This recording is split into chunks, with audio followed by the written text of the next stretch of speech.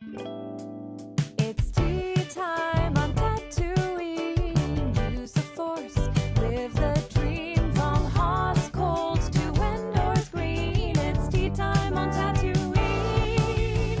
Yoda's wisdom and Vader's might. Ewoks dancing in the moonlight. Hyperspace and rebel scum. Pour your tea and off we'll run. Grab a cup and join the fun. Under twin suns we are one. Stars above and tails between. Tea time on Tatooine. Welcome to Tea Time on Tatooine, bringing fans together from galaxies far, far away. I'm your host, Anna Trumbo.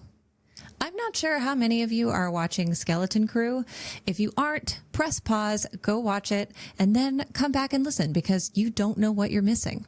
If you are, welcome to Neil Nation. We are so happy to have you.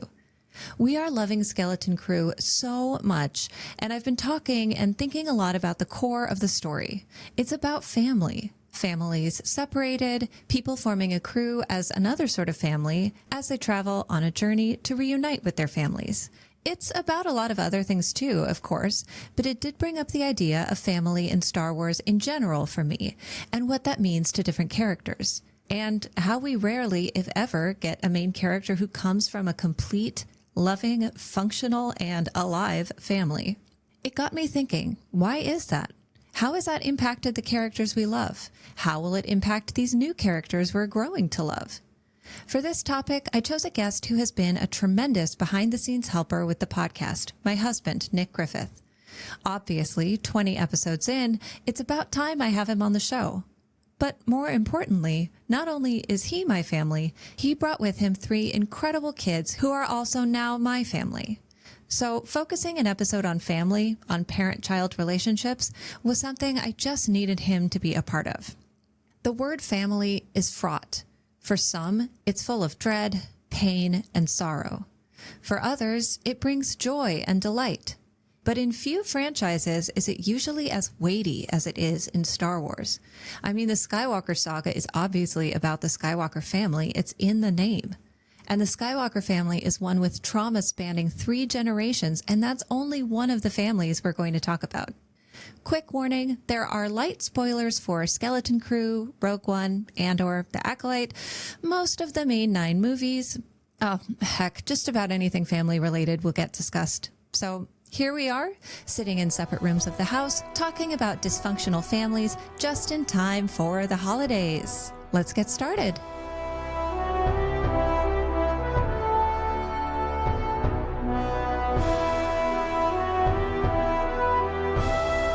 Well, hello there. Hello. How are you on the other side of the house? I'm good. I'm watching our cats who look like they're plotting and planning to take over the world. So if I go down, you'll know why. I will. I'll also probably hear it from the other side of the house. Well, we're here for a very specific purpose tonight. However, before we start, because you've never been on a main feed episode before, I haven't had an opportunity to ask you, what was your first exposure to Star Wars? What was your first experience with Star Wars, and what made you fall in love with it? I wasn't even expecting this question. I know. I gotcha. Yeah. I think like a lot of people in my generation, like I'm a little bit older than you are. The original trilogy had fully come out before I was recognizing movies or able to watch movies. And so it had always been just in the cultural zeitgeist and in the vernacular of kids who are my age and my kids' parents. I'd always heard, Luke, I'm your father. I know that's not correct. And I'd always played around with lightsabers. Don't know why. No idea why. And I feel like a lot of people were making those like sounds like when I was a kid. I remember games. I remember figurines, action figures, all that stuff.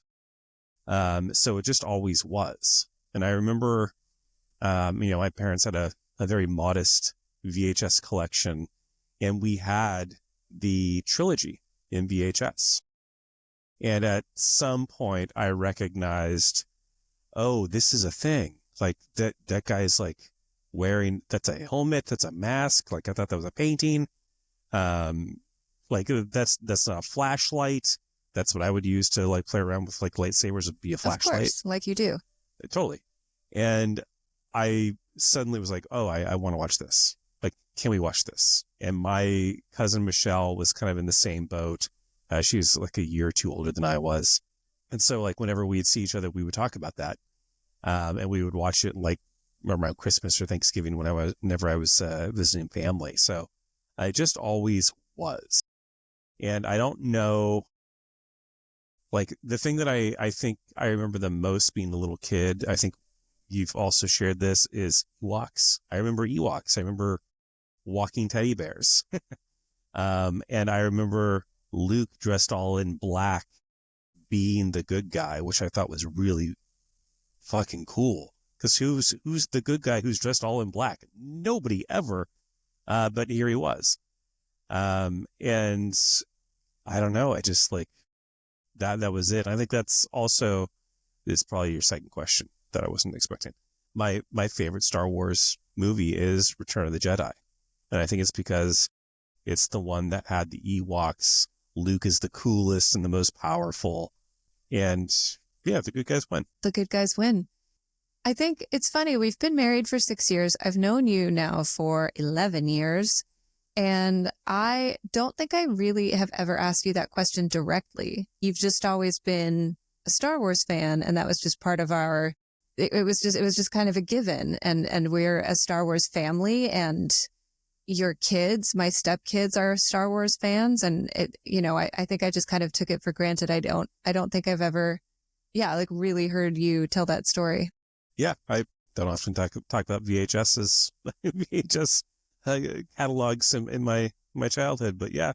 Fair enough. All right. Well, I do think, I was going to ask you what your favorite Star Wars movie was. Yes, you did preempt my question. So, thank you for taking that off of my plate. But I think Return of the Jedi is my favorite in that it's the one I go back to the most because the good guys win. My favorite, as in the one that I like the most or love the most, I think is Empire, but I don't go back I still go back to it quite a bit, but I don't go back to it as much because it's kind of a bummer. Like, it is a bummer. It's also the best movie. It is the better one. It is. Not my favorite, sure. But it is the better one. I think I do like, I don't know. They're like tied, but for different reasons. Because I love Empire. It has some, like, my favorite music in, oh God. Well, now I'm thinking of Return of the Jedi. I don't know. They're just all so good. Can I just say all of them? No. Okay. Well, damn it. But you did bring up something that, is relevant to our topic tonight, which was you as a kid, before even seeing Star Wars, playing with fake lightsabers, probably not knowing they were called lightsabers, making the noises, not understanding like how you knew to make the noises or where that information came from in your, child brain, all the action figures, things like that. That is something that right away I have loved about the new television show Skeleton Crew being centered around kids, is that it speaks so directly to all of us who grew up with Star Wars as consumers. And, I don't think the show's trying to be, it is a meta idea. I don't think it's trying to be meta to like make you think, but it is like the Jedi are heroes in that world. So it would make sense that the kids of that world, that galaxy, would want to play Jedi. Like when you're a kid, you might pretend to be a firefighter, or like putting out a fire, or whatever your hero is, you would like play at that game. So it makes sense that they would have lightsaber battles in galaxy as kids in Star Wars. So that first interaction with Wim and Neil, where they're just and like, he's like, oh, my guts are everywhere. Like they're, doing the fight. It was so just like, this is every lightsaber battle I had with my brother when I was a kid. Yeah, 100%. I loved it. I thought it was very meta and very like but not in an annoying way. Referential. Yeah, totally. Yeah. And it's in a way that I felt like it was like a tip of the hat of like, yeah, we see all of you. We know you're all there, and we know you're all in your 40s now. Hey, speak for yourself. And we're near to it. And yeah, this is also going on in world. So I absolutely love that, actually. Yeah. I thought that was great. I think it worked because there was such a compelling reason for it to happen in world. If it was just meta for meta's sake, then barf, gross. Yeah. But anyway, and I think all of that they're is doing a really good job of that on the Skeleton Crew too. I think it's going in a great direction. Love it. Yeah. I don't want to say I'm cautiously optimistic anymore. I'm just straight up optimistic. Like it is Great. It is so good. But we will definitely get to more of Skeleton Crew because some of the dynamics introduced in Skeleton Crew were the impetus for this particular topic that we're going to talk about, which is parent-child dynamics in Star Wars. You know, a light and fluffy, easy topic of conversation. Super easy. Super easy. Not complicated at all. No baggage to unpack whatsoever. But there are some blurred lines, right? Like I'm going to introduce 3 different buckets of parent-child dynamics that we've seen so far. Some of them have a little bit of overlap, well, you'll see. We'll get there. But the three main buckets that I've identified are, number 1, dead parents. One or more of your parents is dead. Yay! Just Super jumping in lighthearted. strong, super lighthearted. That's number 1. Number 2, abandoned by parents. Or number 3, parents taken away from the child or child taken away from the parents. This would be a bummer of an episode. Good Lord. No, I don't think so. Maybe a little bit. It's just in time for the holidays. Oh, okay. I know. This is coming out 2 days before Christmas. Hooray.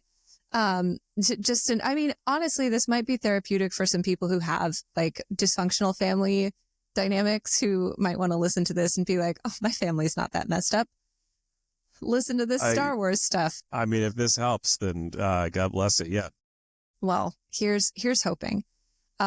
There are some like fuzzy lines overlapping where, you know, one person might think that they were abandoned by their parents, but it turns out their parents were killed. So it's not everyone's like squarely in one bucket or another. But the point is, in like main character Star Wars, there are so few instances of functional like family dynamics with it, and it doesn't even have to be 2 living parents, a living parent. You see it a couple of times, like, you know, one of the only times that you really see like a true loving relationship is Marva and Cassian Andor. And her husband, his adopted father, was also like, they were a 3-person family. They were, he had a mom and a dad who loved him. He was also orphaned and taken away from his home planet. So there's still familial trauma. It's not like, you know, it's not simple. Yeah. I have a hard time thinking about any characters in Star Wars that have a fully functioning family unit. Yeah. Maybe background characters when you see families like Sure. powering in the streets because like stormtroopers are doing stuff, or Darth Vader's like dragging people out of cantinas and killing people walking down the street. I don't know. But you don't really see any of the main heroes or villains with mom and dad together. No, you sure don't. And I mean, there are plenty of examples of like supporting characters. There's the clone Cutla Quain, who defected and married a Twi'lek and adopted her 2 children as his own. Functional family, 2 parents, loving children, great. Not a main character. Yeah, definitely not a main character. So because the buckets aren't super clearly defined, I kind of just want to jump in and not work too hard on separating them because I know we'll be kind of going back and forth. But we did start with Andor. Cassian Andor was a human male born on Kenari who was rescued by Marva and Clem Andor and taken to Ferrix. Clem was killed by Imperials when Cassian was a teenager, and Marva succumbed to illness approximately 5 years before the events in Rogue One. I do think it's worth mentioning because he did have two parents who loved him, but they were adoptive parents. He did have a lot of childhood trauma. He wasn't that young when he was, orphaned and taken from his home planet. And then even if that wasn't enough, his adopted father was like killed and hanged in the public square when he was, I don't remember exactly how old he was, but I mean, that'll traumatize you no matter what age you are. For sure. And I think, we have to address too, like, this is kind of a movie story trope of like, the main character protagonist who does not have a full parental unit or a broken version of a parental unit. And this is what causes either the big struggle in their life or causes the big growth in their life. It's like this is what they overcome to a varying degree to become themselves, the fully realized version. So, yeah, I think with Andor and, with several other characters, like when we see somebody who is orphaned and then somebody adopt them, it gives you hope that there is some good in the universe somewhere. It does. Which, I don't know what the fuck to do with that, but yeah. But then those adoptive parents get taken away. In the case of Andor, his adopted father was killed, and then Marva died of, she kind of unknown illness. But I think you're right he was already well on his way to becoming radicalized. But I think like listening to Nemec's manifesto as well as Marva's post-death speech, fight the Empire. Fight the Empire. I think that was the thing, like exactly to your point. I think that was what kind of pushed him over the edge to like, take me in. I'll be a rebel. I'm in. Yeah, no, I think you're right. I think before that, he was just opportunistic. That was it. Mm-hmm. I think even he thought he was aimless. Like he wasn't sticking around for anybody for any reason. Totally. Certainly not for a cause. No. But it wasn't until his primary caretaker, the one that he loved and respected the most, really gave up everything for that one speech and for standing up for what she believed in. Yeah. And another character who had adoptive parents who were together, who loved her, was Princess Leia. Leia Organa was adopted by Senator Bail Organa and Queen Brea Organa. She was raised on Alderaan and groomed to succeed her adopted father as a planetary leader until the entire planet was destroyed by the Death Star. Princess Leia, who was already fairly radicalized anyway, but was still trying to like put on a veneer of, I'm a diplomat, I'm still not a rebel, haha. Once they blew up her home planet and killed not only her parents, but literally everyone in her family, everyone she's ever known and loved. I think that tipped the scales from her being like if not the most direct leader of the rebellion. So very, very similar situation there. Yeah. And once again, adoptive loving parents. Mm-hmm. And we don't really get to see, at least not in cartoon or live action, we don't get to see Leia become this kind of secret agent diplomat person. We do get to see her in Clone War or in Rebels, helping the rebels while pretending to be a diplomat for the Empire. But we don't know what led to that point. Maybe it's in books, maybe it's in comics. I don't know if you know any more about that.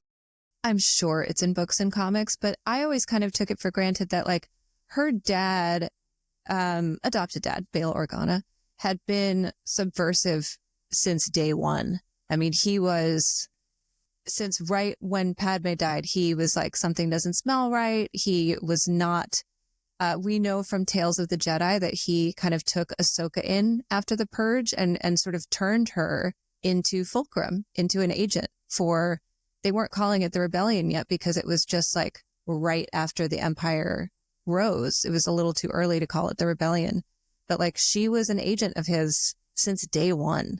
So Leia just grew up in that orbit. It just kind of made sense that he would groom her to take his place, which is what she did. If he hadn't died, he and Mon Mothma together, or one or the other, would have likely been the leaders of the rebellion. Mon Mothma, another full family unit there as well. Not functional. Not functional, but No, they're together. they are, but they hate each other. They do. And And their her daughter's daughter's- like in a cult. Yes. Which is very hard. We don't know what's going on with her parents. Let's not talk about Mon Mothma. Yes, but so I do think I am going to kind of jump around everywhere because everyone's got slightly different things. But we were talking about Andor. We did talk about Leia. We will definitely get back to Anakin, Luke, Leia, and that whole clusterfuck. But I did want to touch on another character from Rogue One, which is where we meet Cassian Andor, is Jyn Erso. Jyn Erso, daughter of Galen and Lyra Erso, watched in hiding while her mother was shot by Imperials when she was 8 years old, fleeing as they took her father away to work for the Empire. She didn't know what had become of him until she was 21 years old, seeing him in a holographic message and subsequently reuniting with him in the minutes leading up to his death. From the ages of 8 to 16, she was in the care of Saw Gerrera, who ultimately abandoned her and left her to her own devices. Comes from a family with two loving parents who are together, who love her very much. Her mother is killed when she's very young. Luckily, I don't think she watches that happen. I think she has run away at that point, and hidden. Either way, still fucking awful. And then her dad is taken away by the Empire, and she doesn't see him again until moments before he dies. So she, I think, believes in her heart, like some part of her heart believes that he still loves her. But as far as she's concerned, he abandoned her. Like, she wants to believe that he didn't, and it turns out that he actually didn't. But all logic is saying, like, no, he just bounced. He didn't find you. He didn't look for you. Yeah, and you can definitely see the anger in her that stems from that where she doesn't know if this is true. She's still looking for her dad to get answers.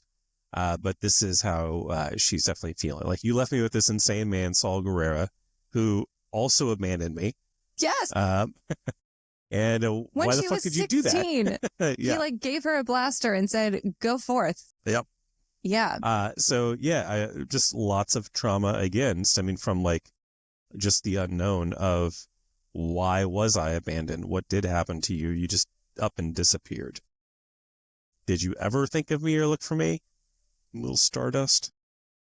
Well, and when she does finally, when she sees his message and realizes that he never gave up hope and never stopped loving her, I think that, set her on a path. And then once she finds him and like has him in her arms while he dies, I think that radicalizes her, because her whole thing is, it doesn't really bother me as long as you don't look up. It's not a problem if you don't look up. Like, just don't pay attention to what flag is flying. Just go about your business.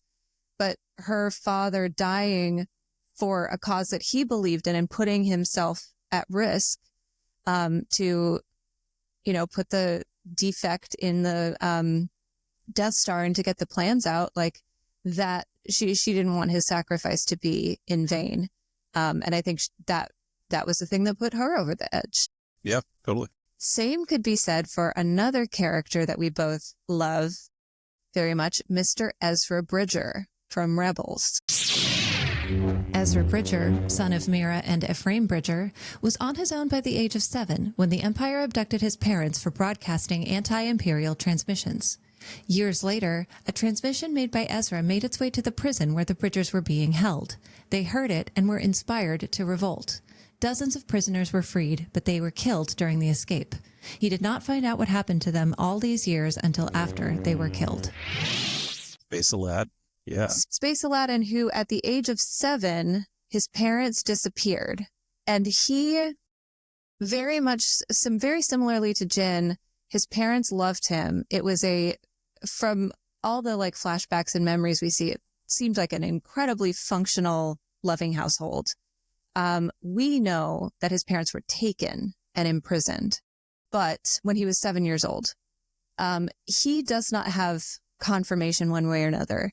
He wants more than anything to believe that they did not leave him of their free will.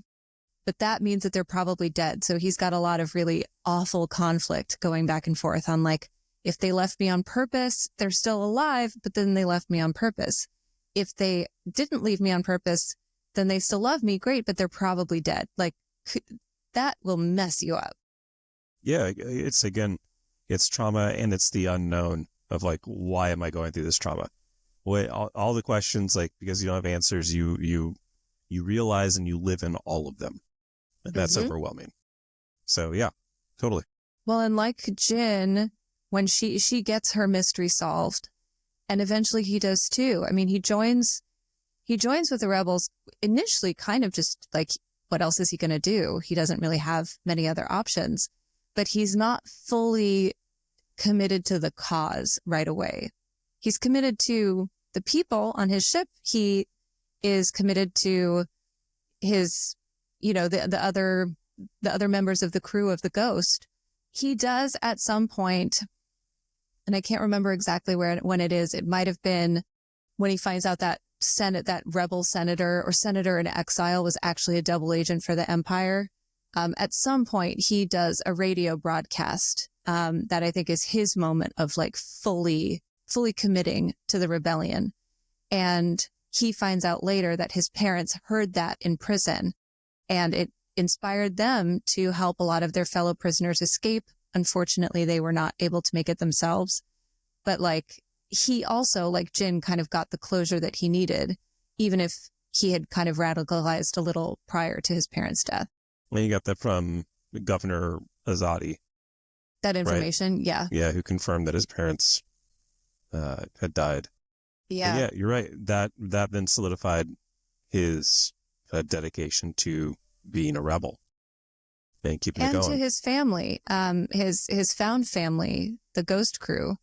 But just that piece of knowing they never gave up on me. They never wanted to be separated from me. Like, that's a really special thing that he was able to get after so many years.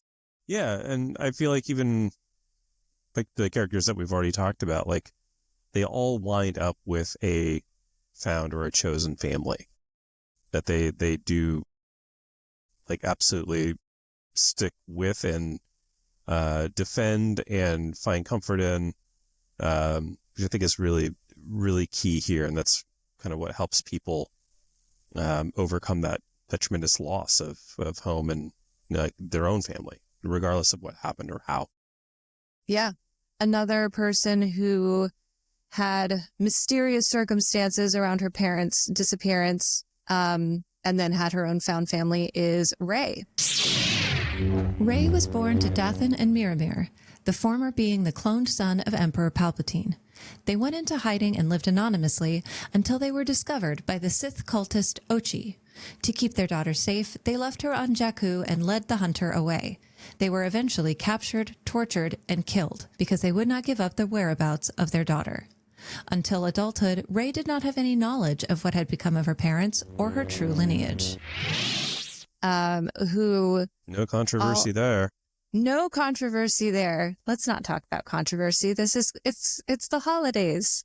There's a pink Christmas tree behind you. Hooray. There is. I know, it's so cute. So Rey, who as a very small child, her parents left and she was just placed in the care, quote unquote, very loose definition of care, of Unkar Plut. And they never came back. And she didn't know if they were, same thing with Ezra. If they want to come back but haven't yet, it probably means they're dead. If they haven't come back, it means they're alive, but they don't want to come back. Just that she is also torn up by that not knowing, and it's keeping her stuck on Jakku and in her very, very small life. Yeah, to the point where she doesn't want to leave Jakku because she's worried that her parents would magically come back. Yes. The day that she's gone, and she'll miss them.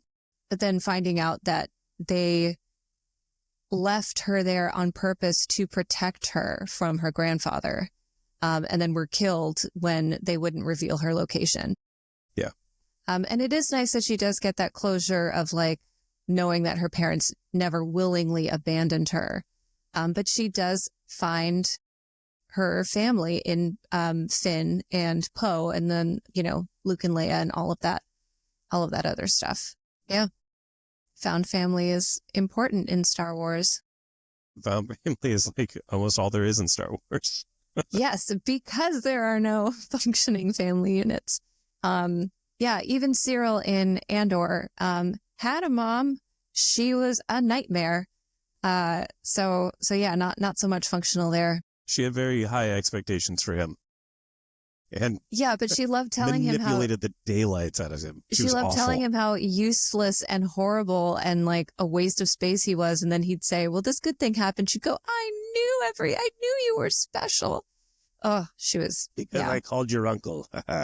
No, we don't need to waste any more breath on her. There are a bunch of different people I want to talk about, but I do think we should dive into the main event, which is the shit show that is Anakin, Luke, Leia, and I guess also Han and Ben to go into the next generation. Anakin Skywalker was born to an enslaved woman, Shmi, on Tatooine. He was conceived by the Force and had no true father. He was identified as being powerful in the Force at the age of 9 and taken by Jedi Master Qui-Gon Jinn and his Padawan Obi-Wan to Coruscant to train in the Jedi arts. Yeah. Yeah. But right, we should talk start. About them? Well, we can start at the beginning because Anakin's got kind of a double, it's like a triple whammy of parental issues. He never had a father, like not because his father abandoned him, because he literally did not have a father. He was immaculately conceived by the Force. He had his just mother, like just like the Christ. Tis the season. Raised by his mother. His mother was his entire world. His mother, that was a functional relationship. His mother sacrificed everything for him and allowed him to be taken away from her in order for him to realize his own dreams and potential. When she didn't need to. She absolutely did not need to give them permission to take him. Yeah, very true. She was a very kind, loving, caring mother, for sure. Like, great example of a good parent. Exactly. But then she was brutally killed and died in his arms. Yeah. Hence the double whammy, which is talking about, you know, the death of a parent, radicalizing or becoming like a big inflection point for characters. That was Anakin's first big turning point. Yeah. To the dark side. I mean, Absolutely. obviously he killed everyone right after that happened. Yeah. Didn't step a toe in the dark side. Definitely jumped in headlong. Killed all the sand people, including younglings. Yeah, it's real bad. It's weird that like there was no one in the Order who could have, I don't know, sensed something was wrong with him. We don't need to poke holes in Star Wars. Oh, Those okay, holes okay. are massive. But yeah, that is a big turning point for him, for sure. That is a big turning point. It's definitely, for me, the first really, really big like twist of the screw for Anakin. And then the other, so, you know, first whammy, no dad. Second whammy, mom dies, separated from mom, and then mom dies. So kind of a twofer just in that one thing. Third whammy is that he is set up to have a father figure in Qui-Gon, who is going to take him on as a Padawan, would have shown him a firm hand. And I don't mean like as a disciplinarian, but like would have been a role model, would have molded him much more, I think, successfully. Obi-Wan was not that much older than Anakin. He was barely a knight himself. He had just passed the trials right before he took Anakin on as a Padawan. He was always much more of a brother to him. And as such, was not able to really control him or get him to learn discipline or, you know, restraint. Yeah, I mean, that's a common failure, I think, of a lot of parents who choose to try and be their child's best friend instead of their parent. Yeah. And I feel like that's Obi-Wan fell into that, but he was a kid himself. Like Exactly. I don't like think you said. yeah. Yeah. 100%. This is why I like being a stepmom. Best of both I worlds. can best of both worlds. I get to be the friend. So that's, the top of that family tree. Then a lot of that trauma gets passed on generationally to his twins. At the end of the Clone War, Anakin's wife, Padme Amidala, gave birth to twins, Luke and Leia, dying shortly thereafter. Leia was given to Senator Bail Organa and his wife.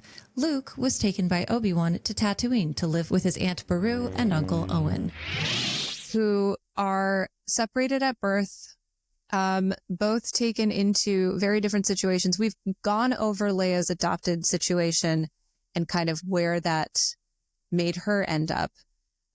Luke ended up Which, by with the way, his... sweet situation.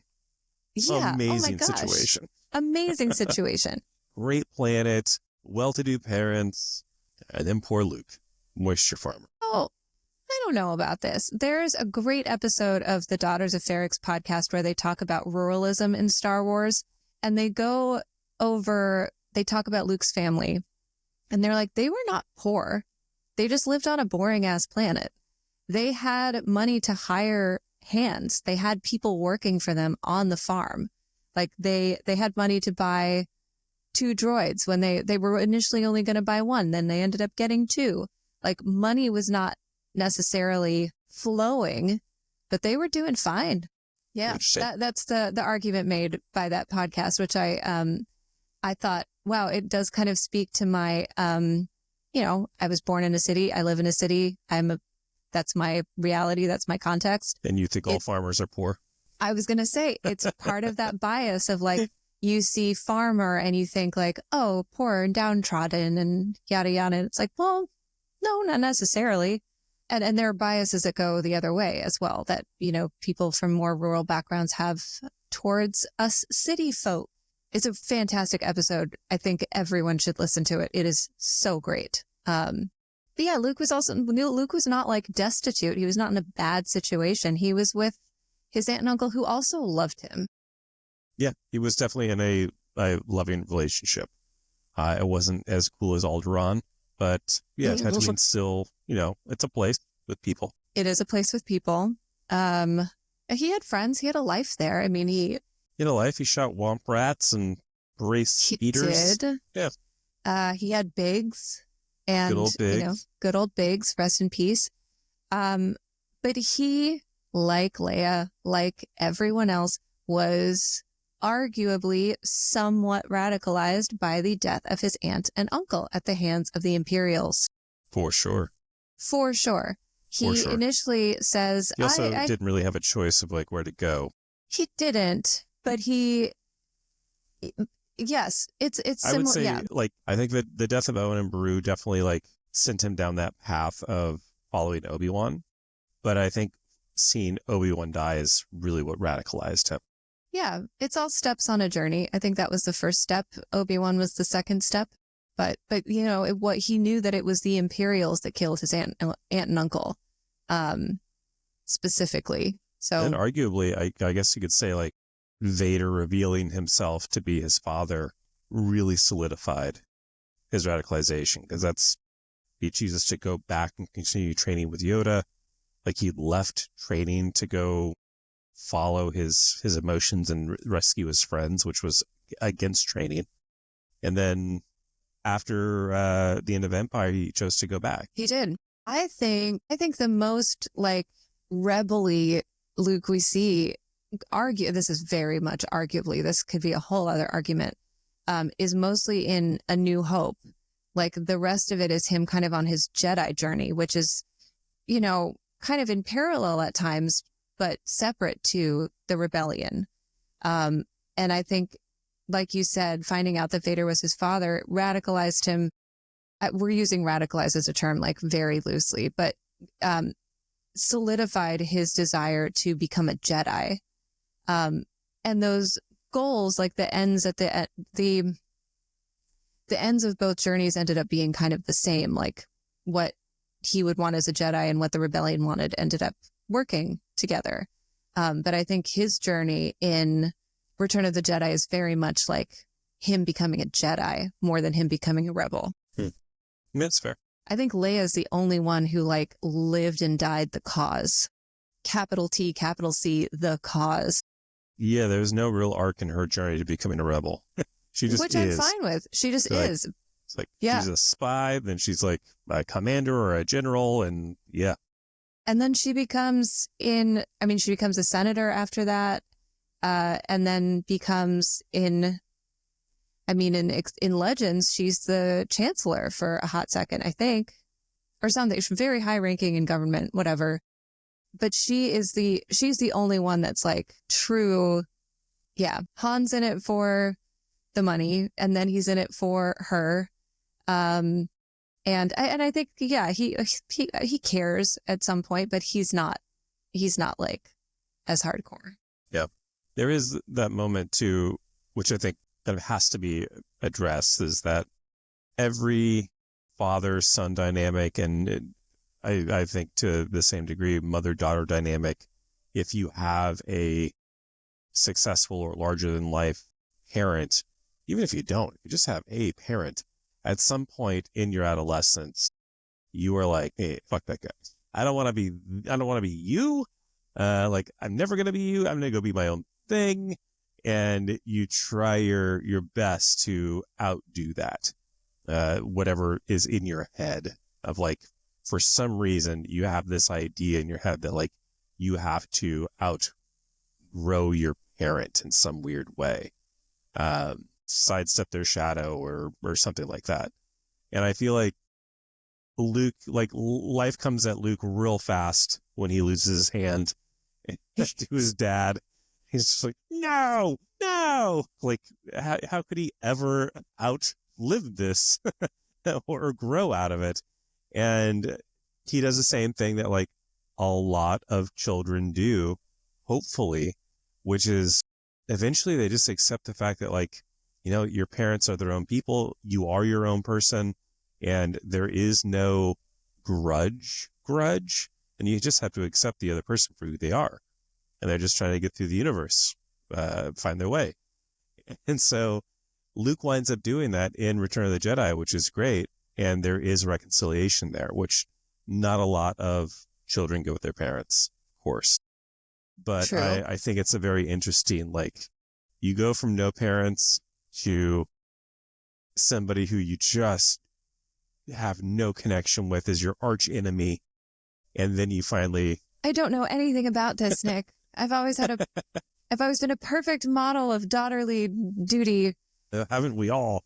But yeah, I mean, you come to find out that like, no, your arch enemy who you've been in your head battling this whole time, and Luke, you know, physically battling, is the one that ultimately can step in and help you and save you. And you can find peace there, which is, you know, even more hope in this situation. It's great. But Luke does something interesting. He decides to become that for Vader, the one that can help him find peace. Mm-hmm. He shows, and this, I've always wondered about this because like he had never met Darth Vader. Like he saw Darth Vader on the Death Star, on the first Death Star in A New Hope. But this is the first time he's like met him face to face, and he has no background story. He doesn't know anything about him. All he knows now is that he is his father. And that information alone is enough for him to decide there is still good in you. I mean, it's also just his Jedi, like being able to sense things. He's able to sense the conflict within his father, but like he never wavers for a second in his quest to bring his father back to the light side. There's no reason for him to have any loyalty to him. There is no reason for him to have any affection for him whatsoever. There is every argument that he could just be so repulsed and like, oh, I just can't, like, it's so icky. I can't believe that this is my dad, and just rebel against that and go the complete other way. But no, instead he's like, I'm no, I'm going to lean into this. I'm going to bring you back. Yeah, Against I have no everything. idea why he chooses that either. But he was right. I guess you're right in that he like through his training, he was able to finally sense like there is conflict. And then he was just going to like kind of die the martyr of like, I can save him. I can bring him back. And he was able to, which most of that doesn't work. Most of the time it's like, that's a bad choice. Yes, but most of the time the people making that choice don't have Jedi instincts. So, he did have a little bit of an edge. I did think it was funny that like both Yoda and Obi-Wan were like, nah, man, he's too far gone. And Luke was like, I hear what you're saying, but I'm not going to listen to you. But no. I'm 21 at this point, or 22, and I'm just going to do this other thing because, and we see him come to grips with this.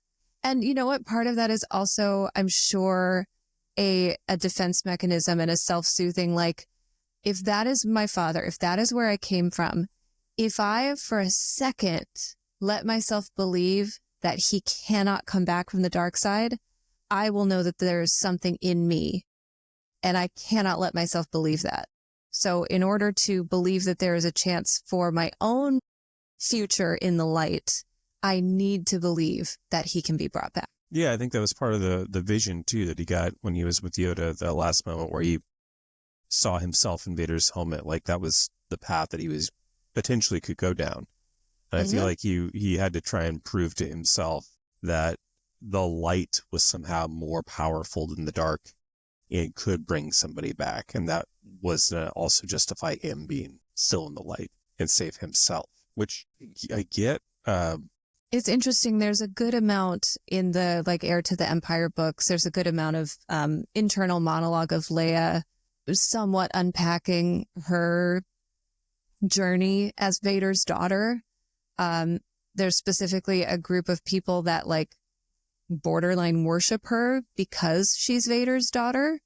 And she has to kind of come to grips with that and like use that to her advantage, but also it makes her feel kind of icky. Anyway, I wish we had, I know there are books, I know there's bloodlines and all this other stuff. But I wish I knew more about how she came to terms with that, because we know what Luke does, but she finds out that information like, oh wait, no, Luke tells her that he's her brother. Luke tells her, yeah. But in that moment, at the same time, like when do we ever get to see him do we ever see Luke tell Leia that Vader is his father? I think he does at the end of Empire, because when they are in Return of the Jedi and they're heading towards Endor, he sees the executor, or the Star Destroyer, and he goes, "My father is on that ship." He did, in fact, not say that. He said Vader is on that ship. I misremembered. Luke tells Leia Vader is his father in Return of the Jedi, not Empire Strikes Back. When they are on Endor prior to his confrontation with Vader and the Emperor, Luke tells her that, as well as the fact that they are twins. It's a lot to process all at once, yet somehow she doesn't totally lose her shit. And he's with Han and Leia and everyone, and they're like, "Yeah, we kid, don't you're really just get to getting see. antsy." We don't get to see or hear Leia's response to that. You're right. There's like no. Well, because at the time she finds out that it's Luke's dad, she's probably like, "That's fucking crazy, man. I'm so sorry. That must be really difficult for you." And then he drops the bomb of like, "You're my sister. Now I'm going to go off and fight our dad." But like, oh yeah, also, by the way, that means that he's also your dad too. Yeah. Yeah. Weird. Yeah. We don't really get to see her grapple with that. And she is, in a way that neither Han nor Luke are, she's a leader. She is a leader of people and knows how to put certain things aside to put on the leadership hat. And I think she was just very much like, well, I can't freak out about this right now. Maybe. I mean, it could just be that George Lucas wanted to focus on the boy character. I do always think it's pretty clear in a vacuum, just the first trilogy with no other like supporting content. Who would you want like governing a body of people? Leia. Yeah, 100%. Yeah, totally. So, yeah. And that's without knowing other backstory outside of just those 3 movies. But then that generational well, yes. So we do know Leia starts training as a Jedi. She has a vision and realizes that if her training continues, bad things will happen. She has a son. Ben Solo was the son of Leia Organa and Han Solo. Around age 10, he went to study with his uncle Luke to become a Jedi. When in his early 20s, Luke sensed the darkness in Ben and drew his lightsaber on his sleeping nephew to prevent his terrible vision from coming to pass. The feeling passed, but not before Ben awoke and the damage had been done. His rage caused devastation, killing many of the other students of Luke's temple. She and Han basically give that son to Luke. We don't know at what age. We don't know if he feels like his parents abandoned him, or if he feels like, no, they sent me to live with my uncle, but they still love me and are still like my parents. We don't have a huge amount of insight into that journey for Ben prior to his turn to the dark side. Yeah. Yeah, he's just left with this crazy wizard uncle who tries to kill him. Yeah. Well, prior to that, he was, rebuilding the Jedi Order and like a galactic legend. Yeah, I wonder if very young Ben had a figurine of a Jedi that he would play with. Maybe. We don't know.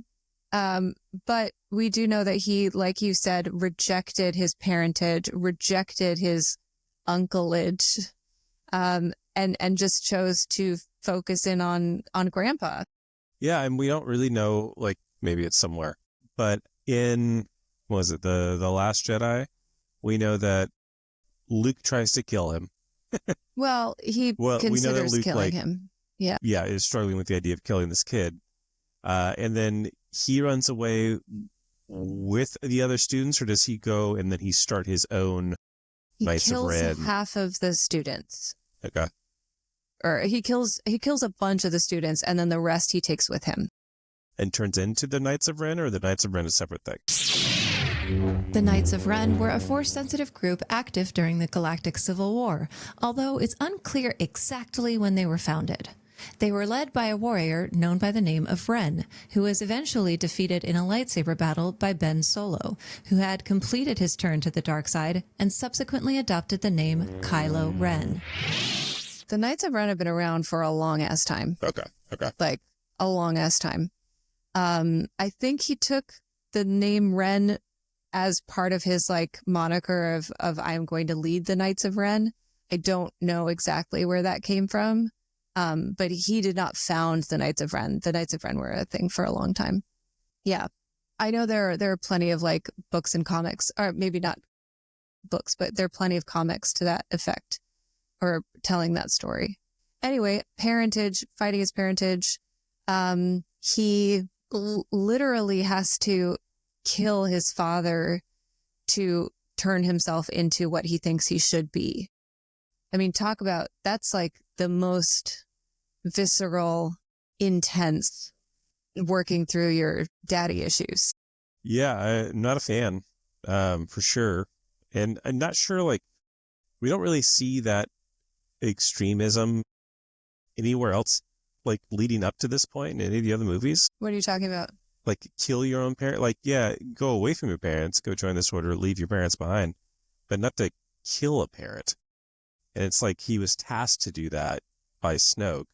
I think the way I took it was more of a Snoke knew that he had conflict. Kylo had conflict, lots of conflict. And he knew that both of his parents were a source of that conflict. And that until he did away with them, they would continue to be a source of conflict. And he wanted him to be totally turned.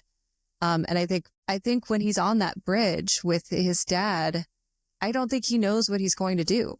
I think he's truly like waffling on either side. He's like, the Ben part of me just wants to go with you and leave all this behind and be done and go home and see mom and like move on. And then the other side of me is like, I want that so badly that I need to kill you to take that option away from me. Yeah, it just seemed, I don't know. It's very self-centered, which is very Sith. It's a very Sith thing to do. A little heavy-handed. Say that. Yes. I like Kylo. I think Kylo has a lot of reason to be as broody and upset as he is. Yeah, I don't think it's good to kill your dad. I'm not saying like what he did was good, but people shit on Kylo for being moody and cranky, and I'm like, I don't know. Parents ship you off to live with your uncle. Your uncle arguably tries to kill you. I'd be pretty. I'd have a big chip on my shoulder too. Why not just go back home? Because his parents sent him there. Yeah, but Like, just go to back him- home. Like, my uncle went crazy. Just go back home. Yeah, but in his mind, he's probably like, my parents sent me there on purpose. Like, they know what Luke is. They sent me there anyway. They sent me to a place that was danger. They put me there. Yeah, he could just come home. Well, he could have, but I don't think he realized that. Also, at that point, Snoke had already been like in his ear. It was something, Leia said something like that. Okay. Anyway, I think that takes us, well, I don't want to say this, but I don't think we can't move away from the Skywalker family saga without commenting on Rey Skywalker. Yeah. After the destruction of the cloned Darth Sidious on Exegol, Rey renounced her Palpatine heritage and adopted the surname Skywalker with the blessing of the Force spirits of Luke and Leia. From her perspective, her heart defined who she was, not her bloodline. Okay. Comment away. I am extremely torn here because I'm a big fan of Rey. I hate the Rey hate. Like, if you just there are plenty of reasons that someone might not like a character. There are plenty of legitimate reasons someone might not like Rey. I accept that totally fine. But the vitriolic, fuck Rey. Rey is the worst. I hate that. So I want to jump on any sort of positive Rey vibe that I possibly can. I also still hate that she chooses Skywalker as her name. It doesn't make sense. It doesn't feel earned. And I don't mean like she didn't do enough. She literally gave her life. Like, she did plenty. But in my mind, I would have been like, I would take Palpatine and own it and be like, this is my name. Fuck that guy. But it was also my parents' name, my parents who gave their lives to protect me. So I want to honor them. I want to honor those Palpatines and take that name. It would have been a better choice. I feel like this is, again, you're going down the path of honoring your chosen family, I guess, instead of your actual family. Yeah. Which I understand. Plenty of friends who do that, and, it makes sense. But in this context, it's a bummer. It is a bummer. It is. She does follow in the footsteps of Anakin. She defeats the Emperor. She brings balance to the Force. She, she 100% does that. She seems to have Luke and Leia's approval when she says her name. Their Force goes to there and they look on approvingly as she uses the name Skywalker. But also, at no point was Leia a Skywalker. And Leia, to me, in my mind, was more of a mentor and a trainer and a coach and a parent to her than Luke ever was. Leia's last name is Organa. She could have been Rey. If Rey Organa would have made more sense. I understand it's a Skywalker saga. I understand the name of the movie is The Rise of Skywalker. I get it. I still love Rey. I don't like that choice. Yeah. Yeah. She's a great character. It's bad writing. There are good arguments. She does fulfill a lot of the things that Anakin did and honors the positive parts of all of their legacies.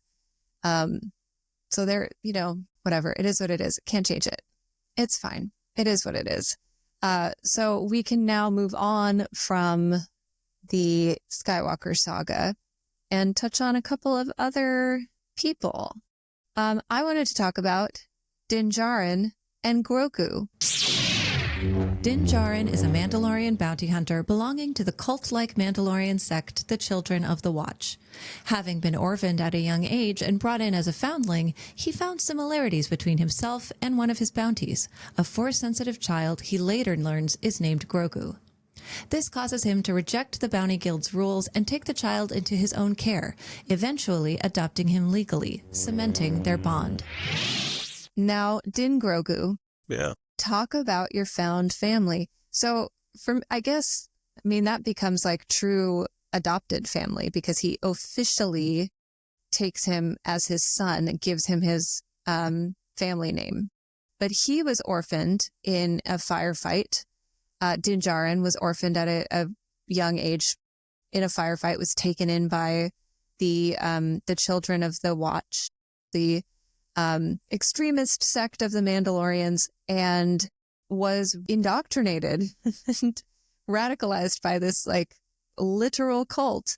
Yeah, I'm not mad about them ending up together as father and son, like at all. I'm more thinking like, oh, it would be great if Din Djarin was like, oh, there are other ways to be Mandalorian that don't involve this like insane the way, like following the way. Yeah, But, this is his tradition, his family tradition. So that's it. okay, well, yeah, I guess that is both found family and adopted family. Yeah, Yep. totally. They're literally foundlings. So that is Grogu and Din Djarin. Oh, so I briefly want to talk about clones. During the Clone War, the Galactic Army of the Republic was made up of 3 million plus clones of the human bounty hunter Jango Fett. These clones were bred and brought up on the planet Kamino. Check out episode 7 of the podcast if you want a deeper dive. I love the clones. Because there are 3+ million clones. All of them have a genetic donor. Only one of them has a father, and that is Boba Fett. Yep. And that is a very interesting dynamic. Made more interesting by the fact that Boba watches his father get decapitated and then picks up his helmet afterwards and like mourns. Ugh. Yeah. Big. Yeah. I honestly think of the clones all growing up together. It's just like it's one big foster family. And Totally. But who's taking care of them? Who's looking out for each them? other. That's so many foster programs. You're there with like 6 other kids. They're typically the ones who are helping you out more than the parents in some cases. Like it's not a great situation. No. But I mean, it's also accelerated growth, right? So what, all these clones are like 10 years old before they're shipped off to fight. So it's like, they don't have time to really go through that development.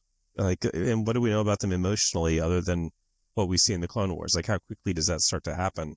I guess we see them when they are younger in training, but We do. you know, you see more about their tactical development than you see like kind of anything else. I think it's a pretty fair assumption to make based on what we see and how we see them behave, that they accelerate both mentally, emotionally, developmentally, as well as physically at an accelerated rate, except for Boba and Omega. Now, Omega doesn't have the benefit of a parent. She's just kind of like raised by the Kaminoans, who have no feelings and are like so sociopathic in their detachment and lack of shame at the way that they treat other organic beings.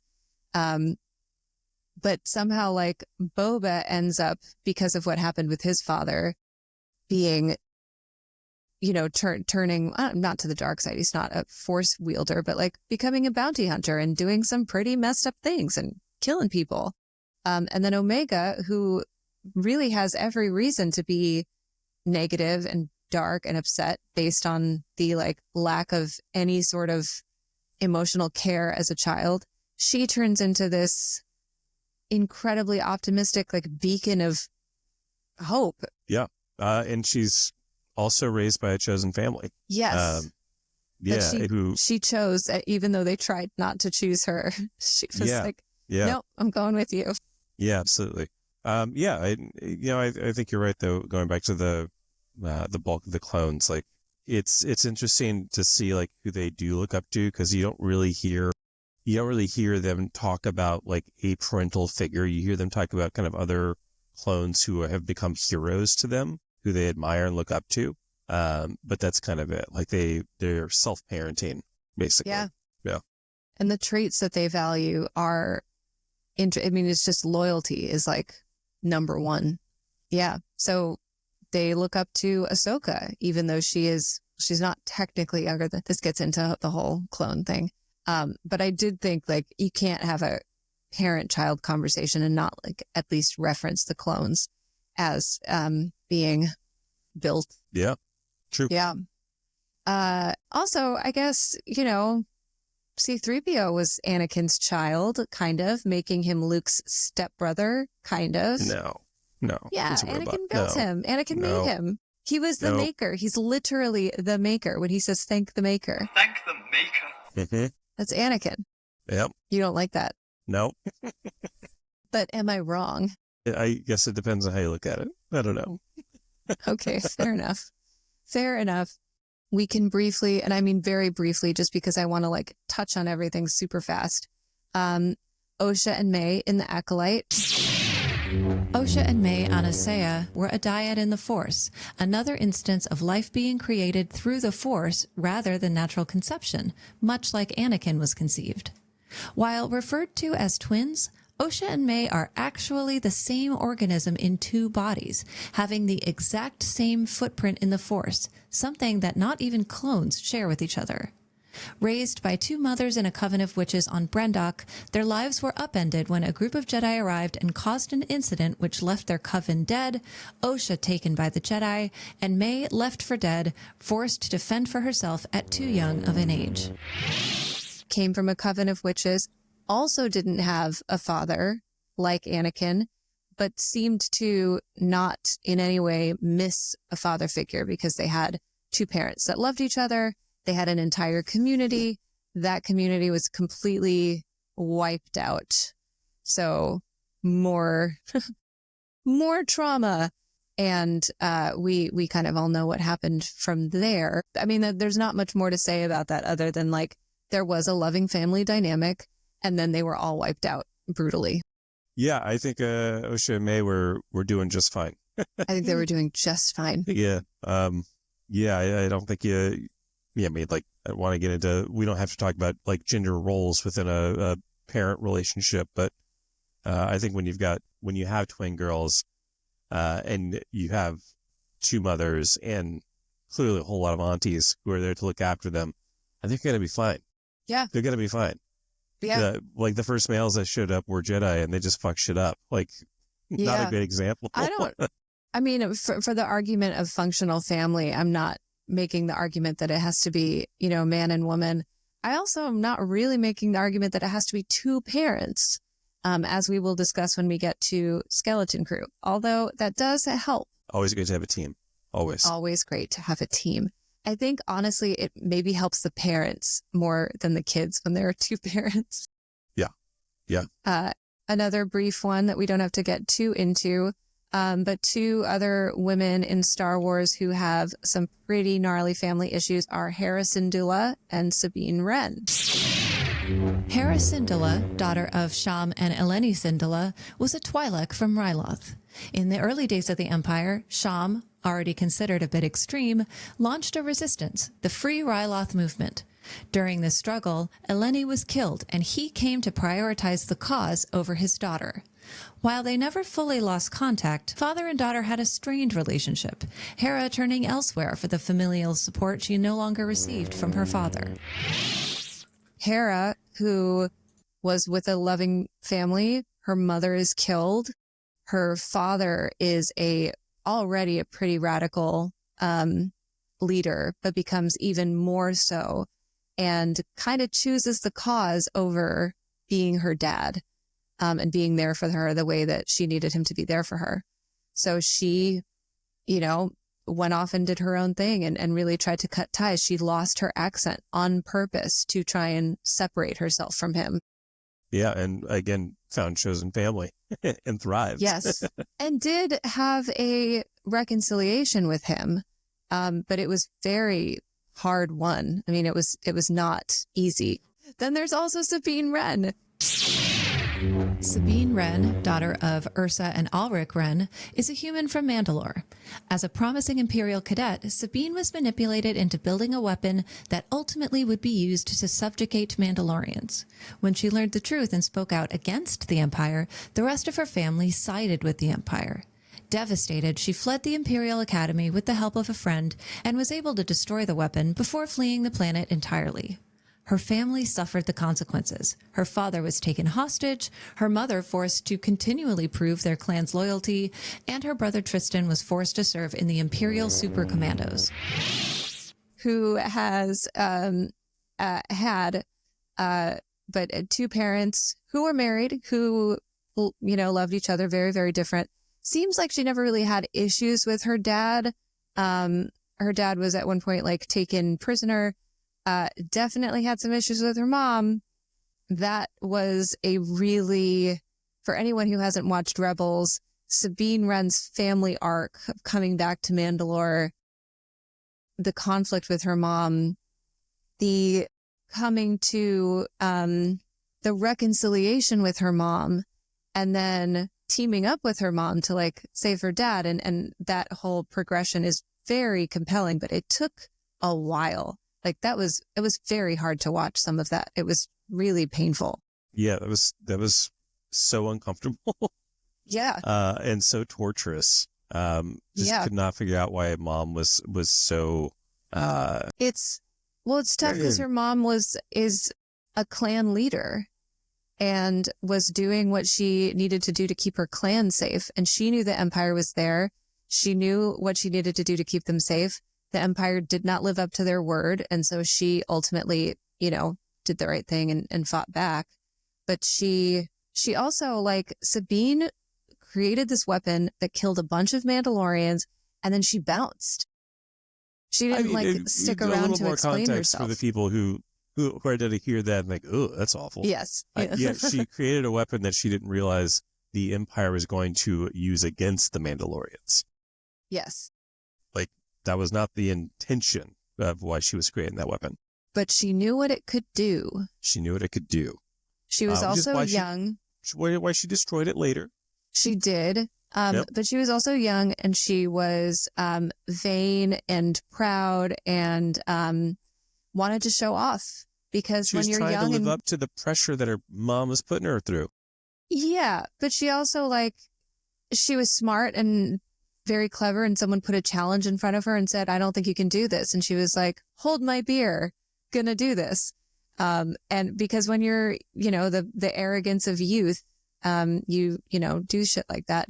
Cause she's training with Kanan, who is a father figure to her. She's training with him. She is working through all of her trauma while they're doing lightsaber training, and she's using the dark saber. And she's like, my mother, my father, my brother, everybody. But it is great that she is able to fully reconcile with her mom and rescue her dad.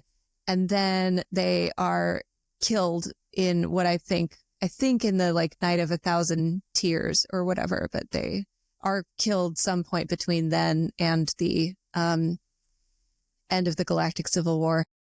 Yeah, it sounds right. It sounds right. So, yep, also fucked up and has some pretty gnarly family issues. Mandalorians aren't the nicest. They're or most agreeable. They're not the most understanding. It's all of nothing but Spartans. They're space Spartans. That's what they are. Well, and if you remember, the first time we meet Bo-Katan, she is part of the Night's Watch. Death Watch, not Night's Watch, thank you very much, this is not Game of Thrones, was a Mandalorian terrorist splinter group of warriors led by Pre Vizsla during the Clone War. And when we first meet them, they're when we first meet them as a larger group, really, they've taken over a village and they're raping and pillaging. And we don't, Clone Wars are not like showing that, but it's heavily implied what is going on. And that is the group that Bo-Katan is part of. That group splinters and she has her night owls, and Sabine's mom, Lady Wren, is her number 2. So like these are some hard fucking core Mandalorians.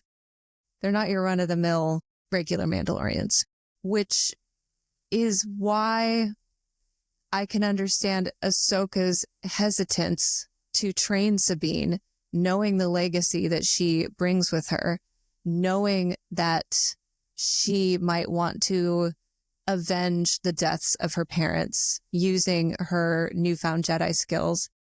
I can understand, while I hate the way she treated Sabine and I hate the way she abandoned her, another parental figure abandoning someone else, I can understand why she would be afraid of allowing someone with that temperament to learn that kind of power. For sure. It's a big risk. Absolutely. And I feel like Sabine like kind of shoots herself in the foot a couple of times too in trying to prove that she can do it. She's going about the way that only she knows how. But I think it's justifying some of Ahsoka's hesitancy. Yeah, I think it is as well. And I think also Ahsoka coming from the lineage that she comes from as far as Jedi goes, and knowing what her master became would probably make her even more wary about, you know, this person has so much darkness and so much pain and so much sadness and fear. Do I really want to give her the ability to wield the Force, knowing everything else I know? But then finally does come to the realization of like, Anakin may have turned into Darth Vader. He also never abandoned me. He never stopped fighting for me. A single day that he was my master, he never, ever broke faith. And then she realizes, like, I did that to her. Yeah. And so once she comes to that realization and takes that step, then all of Sabine's transgressions, all of them, everything, allowing them to go to Peridia, like, and find Thrawn, allowing Thrawn to return, like, that is directly Sabine's fault. She could have stopped that from happening. She made a decision to save one person because she just couldn't lose anyone else. And that, I think, really, like you said, justified Ahsoka's concerns. But at that point, after she had that, like, you know, meeting with Anakin in the world between worlds, at that point, she was just like, this is my Padawan. I'm not breaking faith with her again. Whatever she does, no matter what. So everything that Sabine had done from that point forward was just washed clean. Also a great father figure moment for Anakin in that world between worlds. Finally. Yeah. Like, Finally. Take the good with the bad. Like, one does not define the whole. It's both. Yeah. And that's part of why I think both of us were like crying at the end of that episode when Anakin is watching her and Sabine, like his, not just his Padawan, but his Padawan's Padawan. Like, his legacy is one he can be proud of. Besides his children, obviously, who also not too shabby, but he did not instruct either of them in the ways of the Jedi arts. So they are not his Jedi legacy. They are his blood legacy. Which I think brings us to today and the very recent, shocking introduction of multiple main character, functional, loving family units. In Skeleton Crew, we are introduced to 4 children from the planet of At-Aten: Wim, Neil, Fern, and KB. They all live in this supposed suburban utopia with their loving parents. 4 of them, in fact. In a suburb, I know. of course. I know, in a suburb. I mean, it could be anywhere. I think the suburb just kind of drives home the like idyllic, lawns and stuff. Cul-de-sacs. But we have two unit parent families. Yeah, sorry. Two parent families. Neil's parents and KB's parents. And then we have 2 single parents, Wim's dad and Fern's mother. Wim's dad, we know something happened with Wim's mom. We're not 100% sure if she left or died. My assumption is died, but it's not clear. I have a feeling we will find out. Clearly, his dad is not fully equipped to take on that role of comforter and, you know, giving the care that a mother would give. He's caring the way that he knows how. He does say, I love you. He is still a loving father. You never doubt how much he cares. He's just not the best equipped to be a stand-in for a mother. Yeah, I mean, I think this is another like kind of typical character type of, you know, a single dad who is showing his love through his work ethic and through being the provider financially. Here's lunch money for the week. Here's a key. Stay out of trouble so you don't pull me out of work, because work is the most important thing in our lives right now. And this is like how I give you money for lunch. And it's also a bit of avoidance. Like if I throw myself into work, I don't have to worry about being the emotional caretaker, which I am not equipped to do, because either maybe I wasn't doing that when Wim's mom was around. And then also maybe he's still dealing with the grief of whatever happened and like can't quite bring himself to emotionally support someone else when he's emotionally wrecked himself. 100%. Just showing that insecurity all over the place. Plus, we know that there's something more going on with him that we don't, you know. Quite possibly. We'll see. Quite possibly. And then we have Fern's mom, who is a single mom, presumably. Actually, we don't know that. She might have a dad who's just been not around. Yeah, sure. But it's a pretty safe bet that it's a single mom situation. Her mom is a classic overachiever, very successful, very career driven, very much wants Fern to follow in her footsteps. Fern obviously has the capacity to, the intelligence, the skills, and like cleverness to follow in her footsteps, but also is defiant and wants to do her own thing. But these are all things that are found in a typical loving family relationship. None of this to me suggests dysfunction. It just suggests adolescent parent-child dynamics, which are normal and complicated, but, you know. Yeah, everything about this, these characters and these family dynamics so far in this show are normal, completely normal. They're things that everybody else has gone through. Unlike a lot of the other things of being like immaculately conceived, or having your father become Darth Vader, whom you have to try and face off and kill. Right? But yeah, this is all normal. This is all normal. It is so interesting that it has taken 47 years. You haven't even gotten to the best one yet. Neil and his family. Well, I started with Neil. Neil and KB both have 2-parent families. Yeah, but Neil's got 2-parent families, and he's got siblings who he plays with and fights with. He's got a younger brother. He's got little twins. He's got a baby. Yes. Oh my gosh. Like, Neil's got a great family. Neil's got a great family. Neil just wants to go home. Neil just wants to go home. He's telling this story about getting in a fight with his brother where his brother jumps on his head and he sprains his trunk, but he's saying it with a smile in his voice. Like, there's no, I was in a fight with my brother, Dorka. It was like, well, I was in this one fight with my brother and he stole my protractor and I sprained my trunk. It was crazy.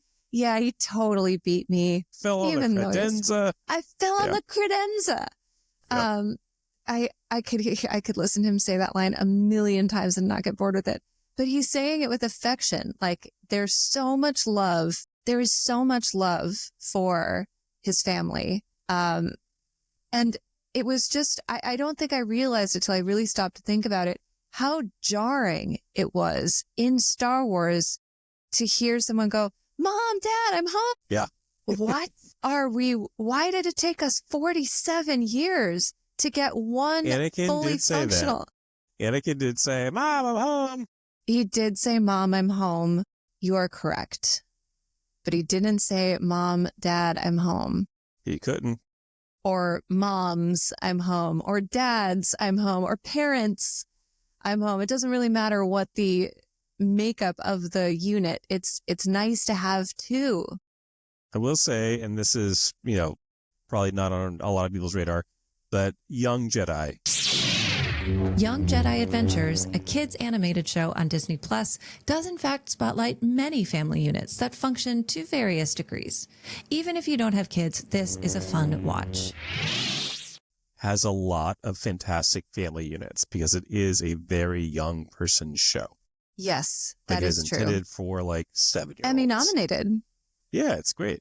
Mm-hmm. But yeah, lots of loving parents and different family dynamics. And yeah, they're great. That is very true. But actually, that brings up the very, very last point I wanted to make, is the Jedi themselves. The Jedi don't need much by way of introduction, but for this topic, it's important to note that the Order identifies, locates, and seeks out Force-sensitive children. They very convincingly ask their parents to hand them over at an extremely young age, typically before they are able to form memories, in order to keep them safe, as it is in the best interest of the child for them to be placed in the custody of the Jedi. At least, that's what the Jedi say. Are all taken away from their parents, arguably with consent. Although at the height of Jedi powers, if you are in a Republic planet and they come to your door and say, hey, your child is on a list, like we are here for them. And if you kind of resist, they might be like, well, they're just going to face danger. It's just going to be dangerous for them if they don't know how to control their power. Other people could try and find, and they're basically using scare tactics and pressure and intimidation to get all these parents to turn over their babies. And then all the ones that are happy to turn them over are happy to turn them over because the Jedi are hero worshipped and idolized. Yeah, not a lot of issues there, right? No, not at all. So much manipulation and just authoritarian, fascist practices. It's a little wacky, and not in a great way. Not in a zany way. This is why most of my favorite Jedi are Boken Jedi, who are wild, feral, do their own thing, have their families, like Ezra and Kanan. Yeah. Yeah, understandable, because they're not brainwashed. They're not. No. Yeah, they don't go through all that nastiness.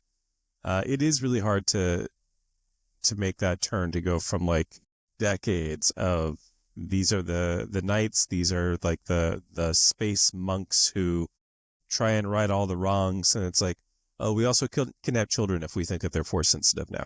Yes. What? Was that the plan all along? Yes. This is why I prefer when they make the Jedi samurai instead of monks, because we see both. But I always enjoy more the samurai type stories. Yeah. Than the monk type stories. But that's just me. At any rate, I do think it's interesting that it takes, yes, you're absolutely right. Young Jedi Adventures, plenty of different family dynamics. Typically, though, our main characters, minus Nash, are Jedi. And they have each other and they have the people at the temple, but they do not have parents. Nash does, but she also goes off and somehow is allowed to just be a pilot and fly a ship at whatever insanely young age she is.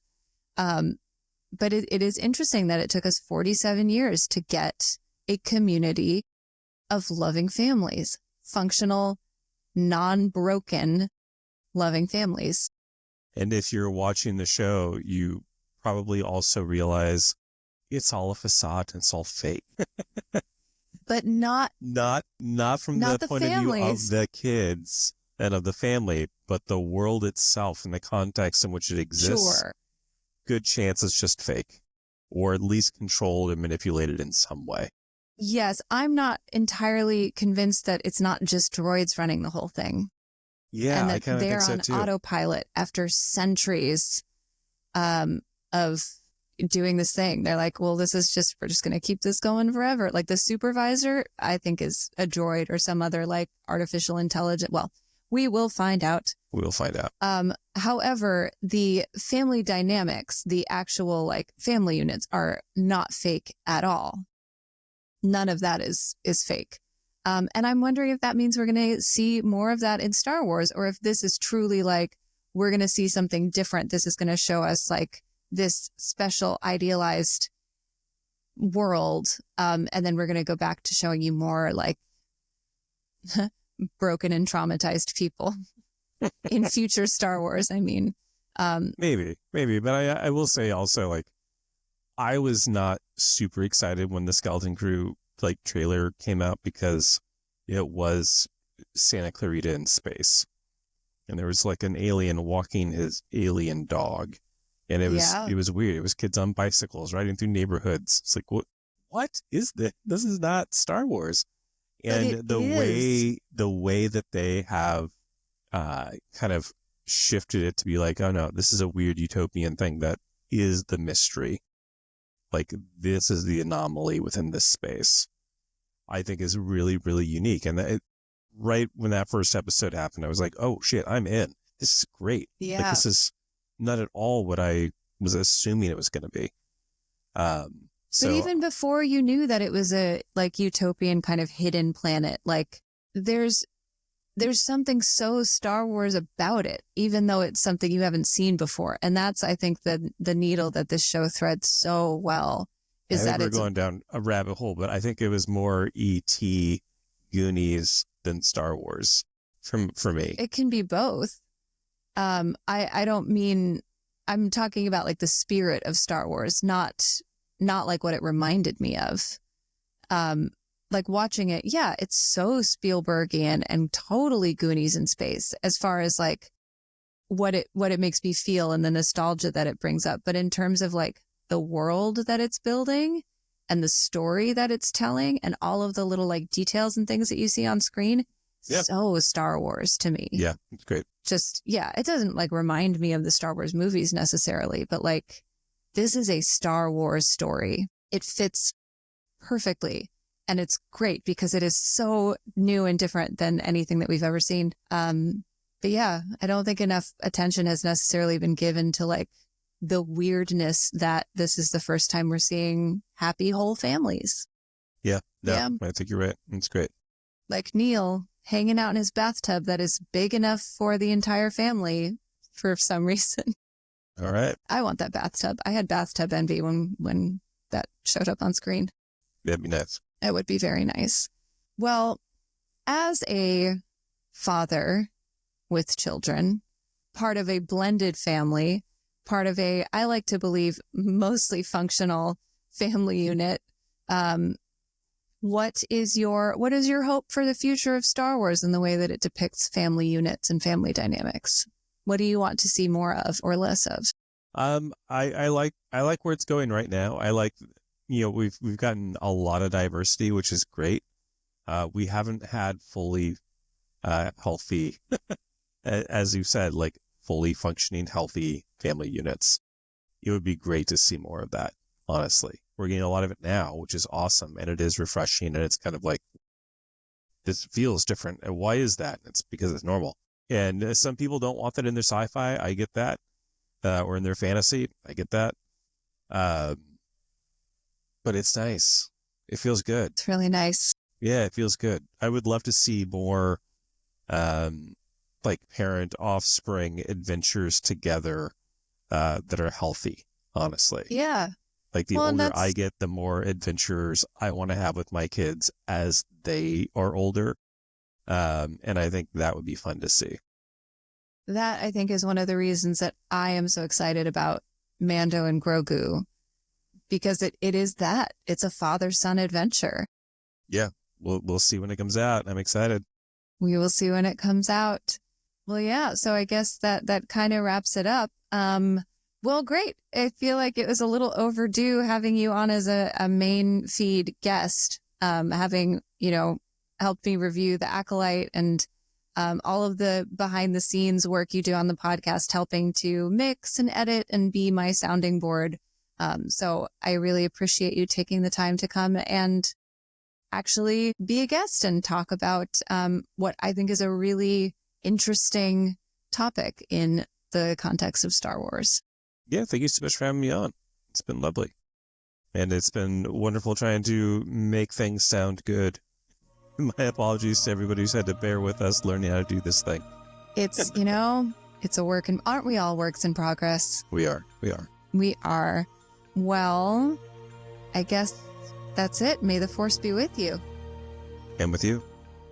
Bye. Bye-bye.